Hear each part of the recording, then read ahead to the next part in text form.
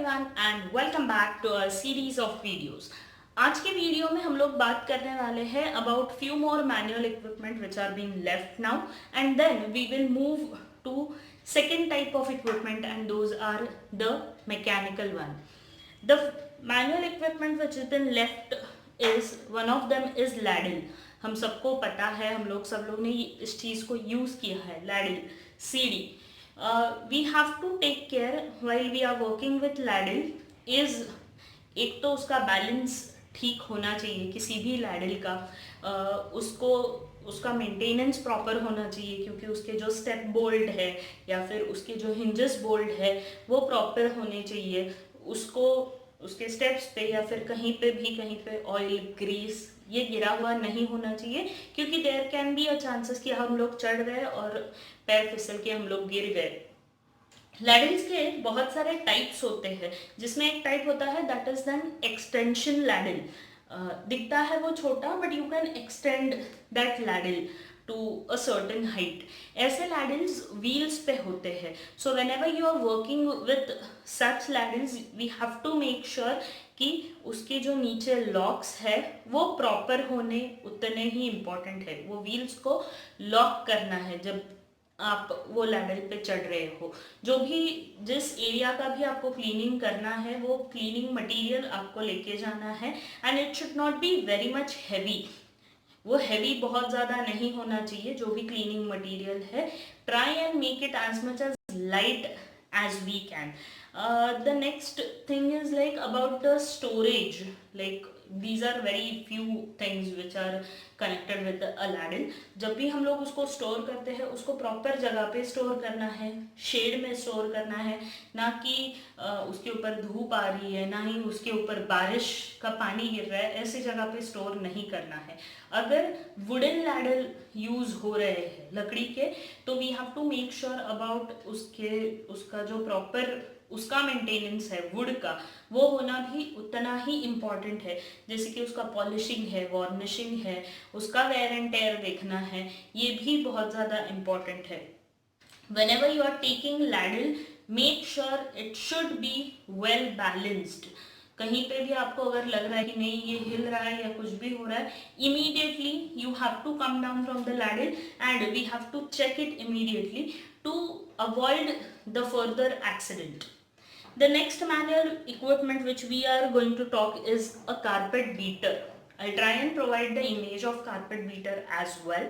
Carpet beater एक ऐसा होता है जो कारपेट क्लीनिंग के लिए यूज किया जाता है. ये बहुत अलग अलग मटेरियल्स के बनाए हुए होते हैं लेकिन जो मेटल के कारपेट बीटर्स होते हैं या फिर वायर कॉयर के जो कारपेट बीटर्स होते हैं we should avoid such carpet beaters क्योंकि उससे जो कारपेट है वो खराब हो सकता है. अगर बहुत पुराना कारपेट है बहुत सालों पहले का तो जब कारपेट बीटर से हम लोग कारपेट बीटिंग करते हैं तब हो सकता है कि वो वायर के इसमें धागे वो वायर के बीटर में अटक के टूट जाए. So it is better to use a carpet beater which is made up of cane or some natural material so it will be easier to use. जब भी कारपेट बीटिंग का काम आपको करना है we have to make sure कि वो carpet को नीचे रख के हमें कारपेट बीटिंग करना है, ना कि ऐसे कहीं पे हैंग वैंग करके कारपेट बीटिंग हमें नहीं करना है. The last manual equipment which has been left is the adhesive pad जो स्क्रबिंग के लिए यूज होता है. मे बी वो छोटा हो बड़ा हो, अलग अलग मशीन्स में फिट होने वाले adhesive pads हो. बहुत सारे पैड्स अवेलेबल होते हैं. May be when we talk about a guest room service attendant about a GRA they will have a small scotch brite वाला pad in their caddy as well कि कहीं पे अगर बहुत जोर से घिसने की ज़रूरत है there we can use those scrubbing pad. ये scrubbing pad कॉयर के होते हैं, मे बी प्लास्टिक के होते हैं, ये हमारे सबके घरों में भी अवेलेबल होते हैं. So that's it for the man-made I mean not man-made, I'm sorry, the manual equipments which have been used in housekeeping department. Moving ahead to a very interesting topic in the equipment, and that is mechanical equipment जो electricity पे चलते हैं, mechanism पे चलते हैं.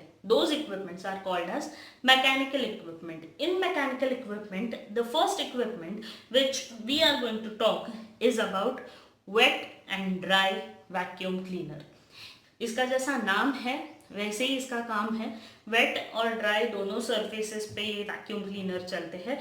जहाँ पे wait है, कहीं पे पानी है या फिर पानी के एरिया को हमें क्लीन करना है, that time we can use this wet and dry vacuum cleaner. कहीं पे ड्राई प्लेस है, you can use this vacuum cleaner at that place as well.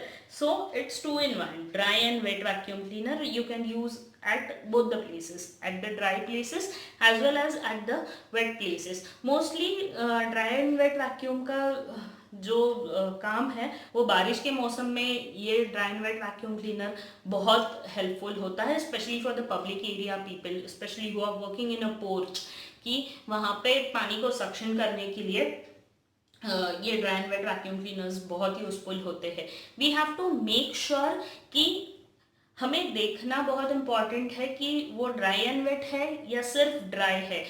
हमें कभी भी गलती से भी ड्राई वैक्यूम क्लीनर से पानी नहीं खींचना है, या फिर कोई भी लिक्विड जो फॉर्मेट में है, जो वेट फॉर्मेट में है, वो चीज़ हमारे ड्राई वैक्यूम से हमें नहीं सक करनी है.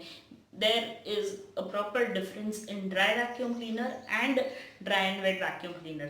Dry and wet vacuum cleaners में bucket लगे हुए होते हैं. So when the bucket is filled up with the water or with the liquid, we have to take it out. We have to throw out the जो पानी उसमें जमा हुआ है वो, and again we need to attach it. जब इसका काम हो जाता है, about care and maintenance of them is most important. इसके जो टब्स है उसको निकाल के अच्छे से प्रॉपरली वॉश करके सुखा के हमें इनको वापस अटैच करके रखना है. इसके जो नोजल्स है इनको भी हमें प्रॉपरली ड्राई करना है. उसके बाद इसमें भी फिल्टर्स होते हैं. ये फिल्टर्स का देखना भी बहुत इम्पॉर्टेंट है. कहीं पे फिल्टर पे कुछ वेयर एंड टेयर तो नहीं है, ये देखना भी इम्पॉर्टेंट है. इवन जब wet and dry vacuum cleaner की बात आती है, we have to take care about the bag as well which is there in this vacuum cleaner. जो भी बैग है वैक्यूम क्लीनर में, उसको निकाल के उसको प्रॉपर टाइम पे एम्प्टी करना है. ऐसे नहीं करना है कि कुछ बार हम लोग सोचते हैं यार इसमें तो सक ही नहीं हो रहा है, क्या हुआ. So that time it can be the case कि उसका जो वैक्यूम क्लीनर का जो बैग है, गार्बेज बैग है, वो फुल हो गया है और उसके वजह से वो ज़्यादा सक नहीं कर पा रहा है.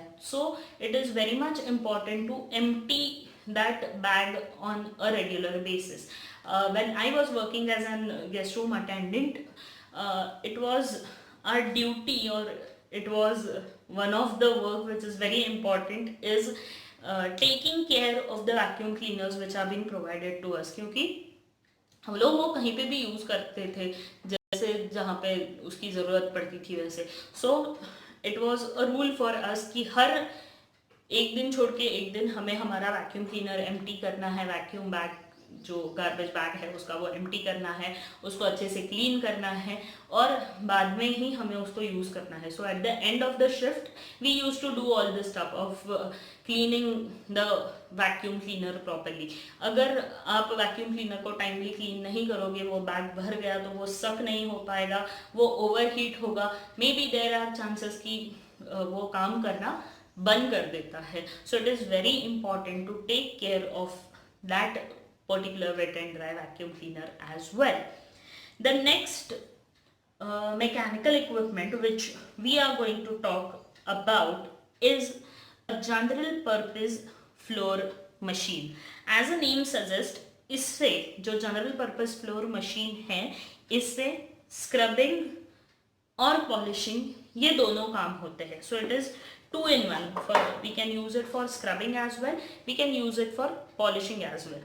ये मशीन बहुत इंपॉर्टेंट है, पब्लिक एरिया में बहुत ज़्यादा यूज़ होता है. Mostly at the time of night shifts में इसका काम होता है, क्योंकि वो टाइम पे पब्लिक एरिया में चहल पहल कम होती है. सो बेसिकली जो नाइट शिफ्ट का स्टाफ है वो लोग स्क्रबिंग वगैरह चीज़ें ज़्यादा करते हैं। Even in the morning shift भी ये चीज़ें होती है, but more focus for all these things has been provided into the night shift, क्योंकि चहल पहल उतनी कम होती है। as I said, the work which has been done by this floor machine is scrubbing, buffing, burnishing, scarifying, spray cleaning, spray burnishing। अभी मैं आपको एक एक टर्म इसका समझाऊंगी। First is scrubbing.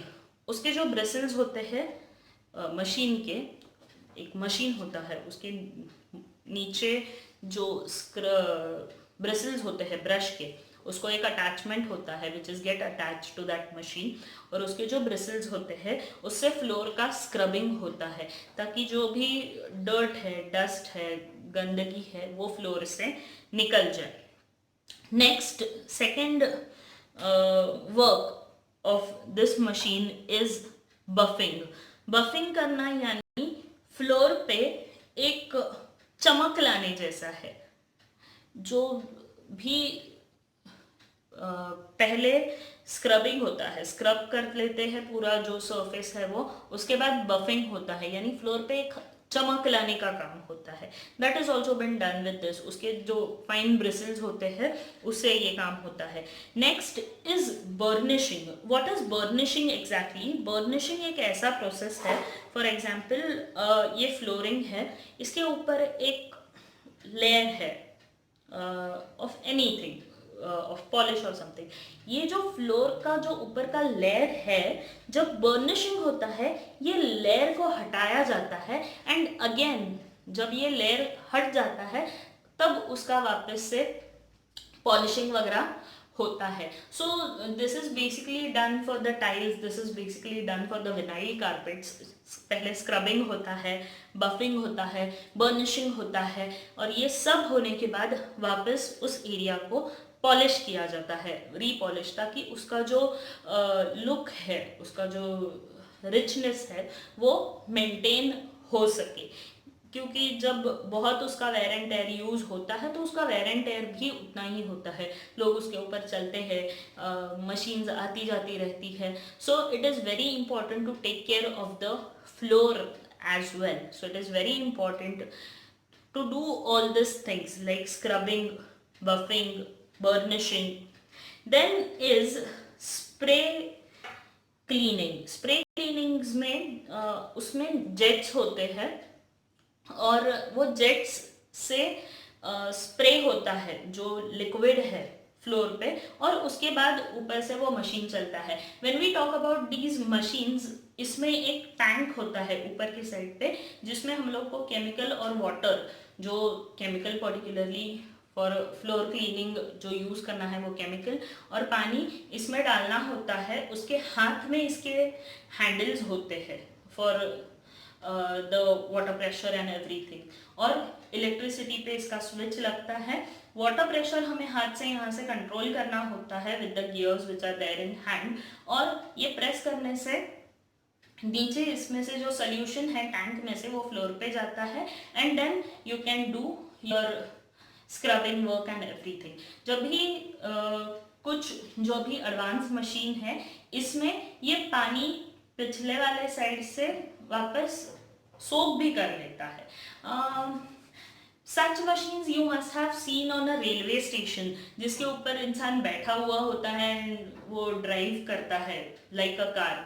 अगर आपने उसको, वो मशीन को देखा होगा तो ये सारी चीज़ें उसमें होती है, जैसे कि वो पानी भी छोड़ता है, स्क्रब भी करता है, पानी को खींचता भी है वापस, और उसके आगे एक ऐसा हाफ सर्कल में ना स्पंज का कोटिंग लगा हुआ होता है, उससे वो एरिया को क्लीन करता जाता है, पोंछते हुए जाता है। So that is a very big machine. लेकिन ऐसे मशीन्स में छोटे भी होते हैं, उसमें भी पानी सक्शन करने का मशीन लगा हुआ होता है। If that machine is not been attached with this, पीछे से हम लोग वेट वैक्यूम क्लीनर से, dry and wet vacuum cleaner से इसका पानी खींच सकते हैं। ये स्क्रबिंग के लिए जो पैड्स यूज होते हैं उसके कलर्स के हिसाब से इनको यूज किया जाता है। Basically there are three colors, 3 to 4 colors, which are there is beige, second one is green and third one is black. जो बेज कलर का होता है it is basically use for buffing करने के लिए, ग्रीन कलर का होता है it's for scrubbing and black colour का होता है इट्स फॉर स्ट्रीपिंग। यानी अगर हम लोग कलर्स के हिसाब से देखें तो जो ग्रीन कलर का है which is use for scrubbing वो बहुत हार्ड होता है क्योंकि it has to scrub the floor. और इसमें एक टिप है which is lighter the colour of the pad lesser the abrasiveness. जितना उसका कलर लाइट होगा उतना उसका जो अब्रेसिवनेस है यानी जो घिसने का उसका जो ताकत है वो कम होता है। लाइक बेज कलर का it is use for buffing, so उसका जो ताकत है वो कम है। Green is the most toughest one क्योंकि उसको स्क्रब करना है, पहले जो भी फ्लोर पे है धूल मिट्टी गंदगी उसको स्क्रब करके निकालना है। Unless and until the scrubbing is done properly तो ही उसके आगे जाके हम लोग बफिंग या फिर बर्निशिंग या फिर पॉलिशिंग अच्छा हो सकता है। अगर किसी पर्टिकुलर एरिया का स्क्रबिंग ही अच्छा नहीं हुआ है, आप उसके ऊपर भाई कितना भी आगे जाके कुछ भी करो, कितना भी आके महंगा पॉलिश उसके ऊपर डाल दो, it won't give you that result, it won't give you that shine, it won't make you feel yes this place is been cleaned, this place is been maintained. आप फील ही नहीं कर पाओगे अगर स्क्रबिंग ही बराबर नहीं हुआ है तो। Going ahead about care and maintenance of this machine, as I said, इसके जो जब भी इसका काम हो जाता है पूरा, इसमें जो टैंक में जो पानी और सोल्यूशन है इसको प्रॉपरली निकालना है हमें, उसमें ही नहीं रखना है। उसके बाद ये जो मशीन्स है इसको प्रॉपर जगह पे रखना है with the wires and everything. हमें देखने हैं इसके स्विचेस का ध्यान रखना उतना ही ज़्यादा इम्पॉर्टेंट है क्योंकि हो सकता है कहीं पे हम लोग सॉकेट से निकालते समय वगैरह अगर if you find something is there, कुछ बर्निंग स्मेल आ रहा है या फिर उसके जो नट्स होते हैं स्विच के वो एक आध वो स्विच में ही रह जाता है। So we have to keep an eye on all this things about that socket, about that switch as well कि कहीं पे वो खराब तो नहीं हो रहा है। चेक फॉर द वायर, कहीं पे कट वगैरह तो नहीं गया है क्योंकि हम लोग पानी के साथ इसमें काम करते हैं और शॉक लगने का चांस है या फिर कुछ भी इससे हो सकता है। To cut down the further thing और further accident we have to take care of these things. ये जो मशीन्स है यूज होने के बाद प्रॉपर क्लीन करके वाइप करके इनको वेल वेंटिलेटेड एरिया में रखा जाता है ताकि क्योंकि यूज होने के बाद ये थोड़े बहुत गर्म होते हैं बिकॉज ऑफ द मोशन, तो it should be cool down properly. इसको प्रॉपर वेंटिलेटेड एरियाज में रखना उतना ही इम्पॉर्टेंट है। Talking about the pads which are there, उनको भी लटका के रखते हैं। सपोज ये अगर वॉल है इसके ऊपर उनको लगा के रखते हैं, ना ही फ्लोर पे फेंक देते हैं, नहीं तो उसका जो अब्रेशन करने का जो उसके लिए जो टेक्सचर चाहिए होता है वो फ्लोर पे रह के या फिर फ्लोर पे घिस के वो खराब हो सकता है and then the pad won't be able to give you that kind of quality of work. So it is very important to take care of the pads as well. So for today we will stop here. Some more mechanical equipment which have been left to talk about, we will talk about them in the next video. Till then, do like our video, do share it with your friends and don't forget to subscribe us. Thank you.